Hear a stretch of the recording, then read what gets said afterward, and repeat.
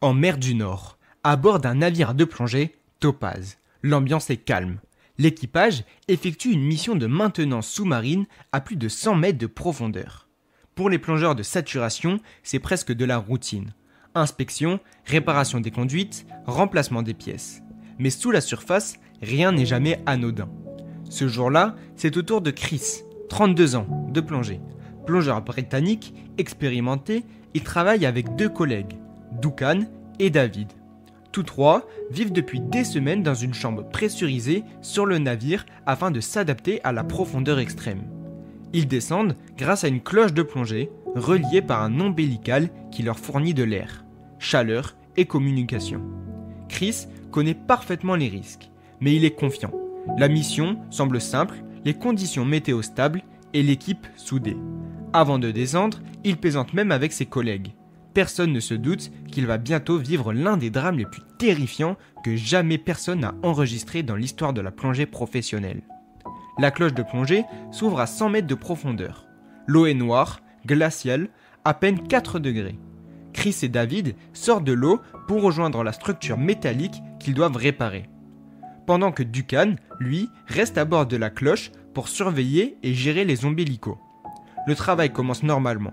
Le faisceau des lampes perce l'obscurité révélant des tuyaux massifs. Chris avance prudemment, son cordon ombilical relié à la cloche comme une ligne de vie.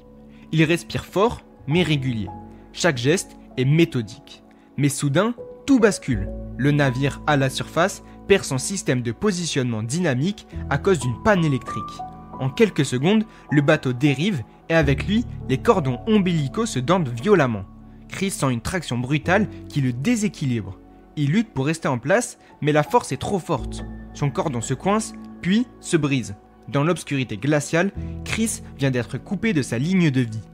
Plus d'air, plus de chaleur, plus de communication. À 100 mètres sous la mer, il est désormais seul.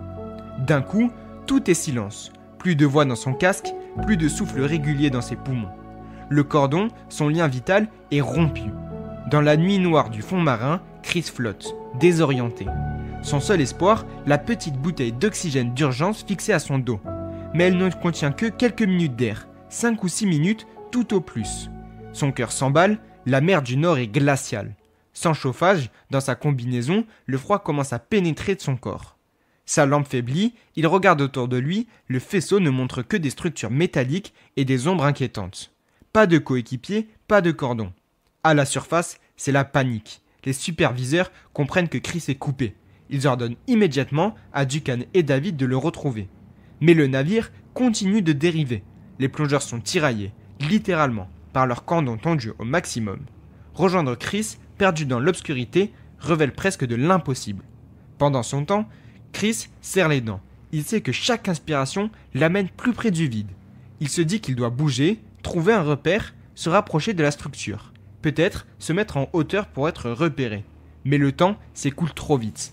Son souffle se fait court, haletant. Il entend le sifflement désespéré de sa petite bouteille d'urgence. L'aiguille du manomètre plonge vers 0. Dans sa tête, une seule pensée tourne en boucle.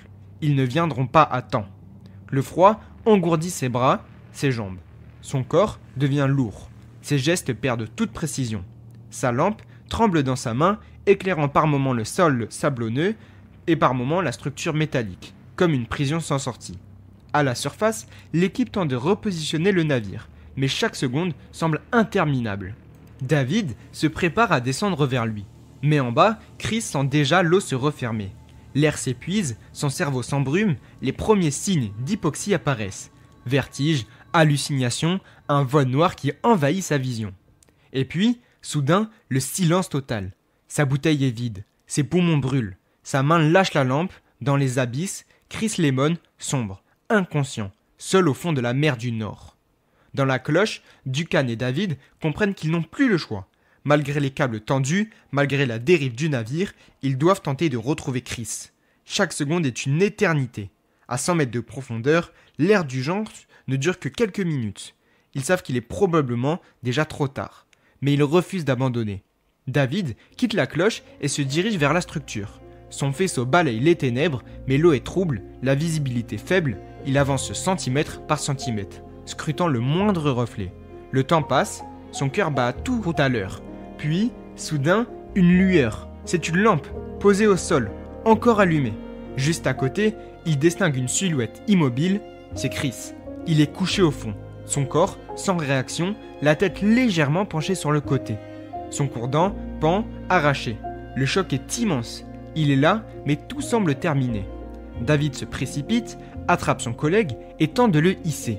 Le corps est lourd, inerte, le temps de réaction est critique. À la surface, tout le monde retient son souffle. Ont-ils retrouvé Chris trop tard? David lutte pour amener Chris vers la cloche. Pour chaque mètre est une bataille. Le poids, la profondeur, la tension du cordon, tout ralentit la progression. Quand enfin il parvient à l'intérieur, Duncan les aide à tirer le corps. Il pose Chris immobile dans la cloche métallique. Il n'y a aucun signe de vie. Pas de mouvement, pas de souffle, rien. Son visage est pâle, sa peau est glaciale.